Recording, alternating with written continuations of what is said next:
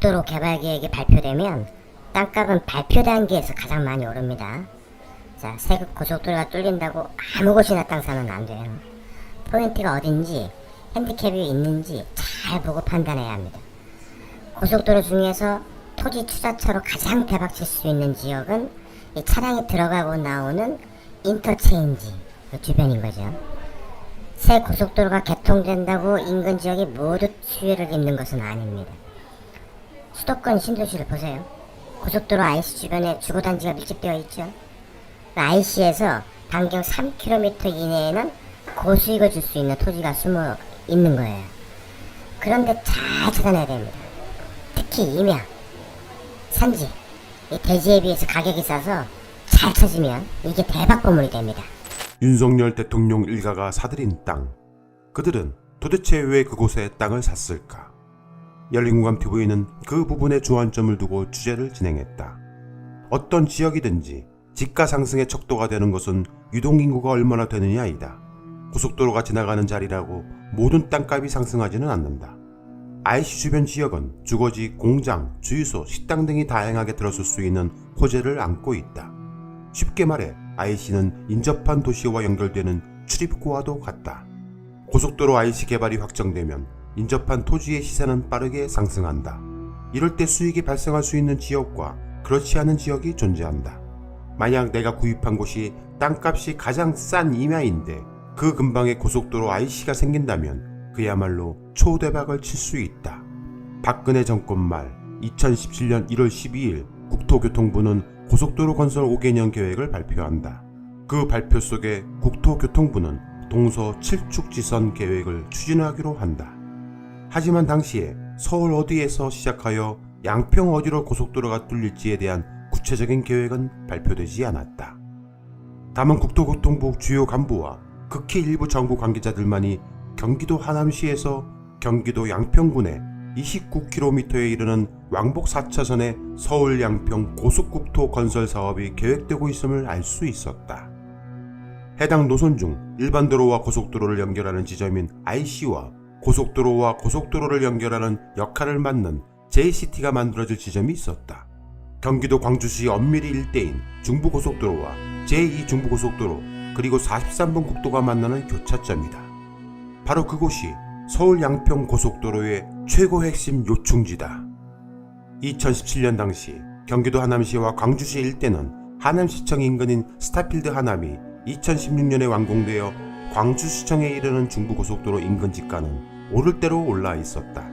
남한산성과 율범식물원을 동서로 그린벨트로 묶여있는 지역을 제외하곤 넓은 평수의 땅을 저렴하게 구매할 곳은 마땅치 않았다. 경기도 광주시청 송정동 일대는 이미 도시가 형성되어 있었다. 시청 뒤편으로 칠사산이 있는데 그곳은 땡 군부대가 있는 임야다. 만약 그 군부대가 이전하고 해당 임야가 개발된다면 서울 양평 고속도로 간 최고 요충지인 성산곡 IC 양방향 진출림로와 북광주 JCT 그리고 광주시 남종 IC 나들목이 생길 곳으로부터 직선거리 3km밖에 떨어지지 않는 이곳 임야는 초대박을 칠 것이다. 해당 서울 양평 고속도로 노선의 종점지는 양평군 강상면으로 양평 JCT 나들목이 생길 곳이고 그곳이 바로 윤석열 대통령 일가의 임야가 무려 축구장 5배에 이르는 29필지가 있는 곳이다. 문제는 상산곡 IC 양방향 진출림로와 북광주 JCT 그리고 광주시 남종 IC 나들목이 생길 초초대박 자리에서 직선거리 3km밖에 떨어지지 않는 임야 땅의 주인이 있다. 그가 바로 윤석열 대통령의 장모 최은순의 전 내연남으로 알려진 김축이다. 그렇다면 그는 해당 땅을 언제 매입했을까? 앞서 언급한 박근혜 정권 말 2017년 1월 국토교통부는 고속도로 건설 5개년 계획을 발표하고 나서 4개월 뒤인 2017년 5월 23일 해당 임야를 사들인다. 그는 임야 전체 규모 약 9만 제곱미터 가운데 22,500제곱미터를 나누어 공동으로 소유하기에 이른다.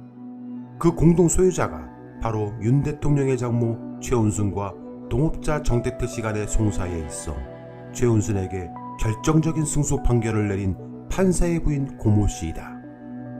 이들은 같은 해 6월에는 약 1만 8천 제곱미터씩을 추가로 함께 매입했다. 윤모 판사는 2006년 3월 최은순이 정택택 씨를 강요죄 등으로 고소한 사건에 대해 최 씨에게 승소 판결을 한 판사다. 김식은 최은순의 오랜 내연녀으로 알려졌으며 정택택 사건 재판에서 적극적으로 최 씨를 옹호하고 정택택 씨를 고소하는데 동참했을 뿐만 아니라 이익 일부를 가져갈 수 있도록 한 문항을 약정서에 끼워 넣기도 했던 인물이다. 문제는 그들이 왜 군부대가 있는 쓸데없는 임야를 그렇게 많이 사들였을까? 그들은 도대체 왜 그곳 땅을 공동 매입했을까?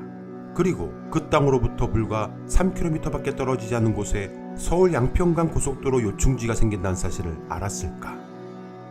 윤 대통령의 장모 최은순의 오래된 지인은 다음과 같이 열린공감TV에 증언한다.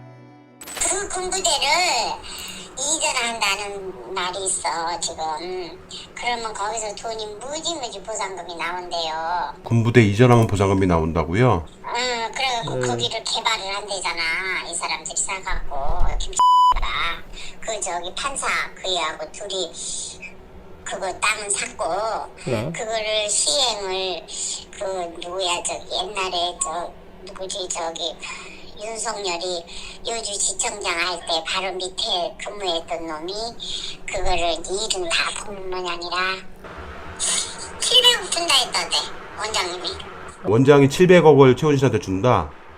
최원순한테 그동안에 응? 자기가 많은 신세를 져서 네.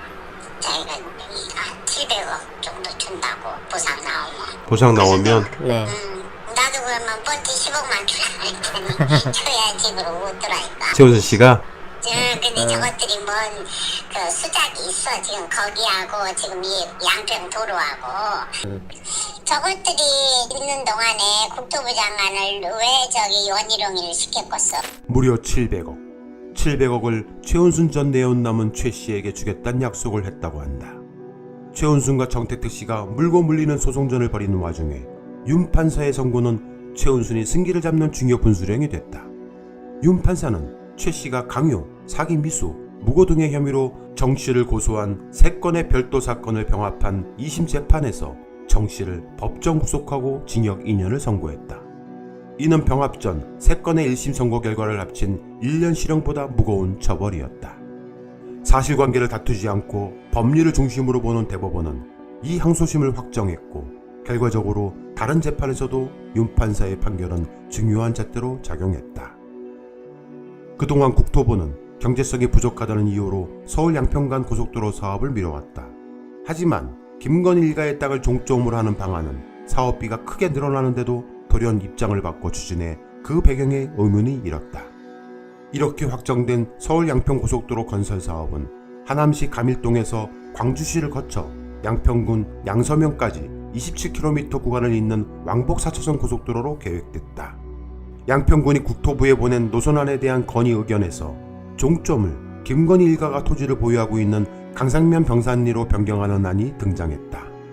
이 시기는 윤석열 대통령의 취임과 지방선거에서 국민의힘 소속 전진선 후보가 양평군수로 당선된 시기와 맞물렸다. 특히 종점을 강상면으로 변경하면 경제성은 더 악화되는데도 국토부는 이를 추진했다. 그러다가 최근 해당 노선에 대한 의혹이 불거지자 원희룡 국토부 장관은 또다시 돌연 기자회견을 자청해 모든 계획을 취소해버리겠다고 으름장을 놓았다. 이 정부 임기 내에는 김건희 여사님 땅이 거기 선산을 옮기지 않는 한, 그것을 처분하지 않는 한 민주당의 이 날파리 선동이 끊이지 않을 것이기 때문에 저희는 그 원인을 제거하겠습니다. 다음 정부에서 하십시오. 저는 장관직을 걸 뿐만 아니라 정치 생명을 걸겠습니다. 대신 그 고발 수사 결과 민주당이 제기한 현재 의혹들이 근거가 없고 무고임이 밝혀진다면 민주당 간판 내리십시오. 공무원은 단순히 정권과 정무직 상관에 충성할 것이 아니라 업무 수행에 있어 전문가로서 공익의 관점에서 독자적인 접근을 해야 한다는 의미의 정치적 중립 의무를 동시에 이행할 것을 요구받는다. 더군다나 장관의 자리에 있는 사람은 더더욱 정치적 중립 의무를 지켜야 한다. 그런 자가 해당 사안을 두고 민주당 이재명 대표를 향해 한판 붙자고 발언하는 등 정쟁으로 물타기 하려 하는 것에 대해 분노를 금할 수 없다. 이재명 지사가 소시오패스인지 아닌지 알아요? 원희룡, 그는 과거 제주도지사 재선에 도전할 때 폭행 사건에 휘말렸고 당시 원희룡에 따른 자신의 페이스북을 통해 우리 아빠 건드리지 마라, XX들아, 내가 계란하고 칼 들고 복수하러 간다라고 글을 남기기도 했었다. 그뿐만이 아니다. 원희룡은 검사 출신이다. 그가 과거 사법연수원생 시절 동료들과 술을 마시고 만취한 채로 모 가게 앞에서 노상방뇨를 하려다 이를 나무라는 가게 주인을 집단 폭행하고 이로 인해 파출소에 연행되었는데 그 과정에서도 경찰들에게 폭행을 가했으며 우리 사법연수원생들을 우습게 보느냐라며 파출소의 전화 2대와 책상 유리 등을 부수며 1시간에 걸쳐 난동을 부렸던 인물이다. 그런 자가 현재 대한민국 국토부 장관이다. 열린공감TV는 서울 양평간 고속도로 추진에 있어 최은순 전 내연남 김충식이 사들인 임야가 있는 나들목 북광주 JCT 인근과 김건희 일가의 땅이 있는 양평 IC 예정지 그리고 또 하나의 나들목을 주목하고 있다. 바로 강상 강화로 이어지는 IC 예정지이다. 그곳에도 최은순 일가의 땅으로 추정되는 곳을 취재 중에 있다. 열린공감TV는 결코 멈추거나 쓰러지지 않는다. 반드시 진실을 세상에 밝히겠다.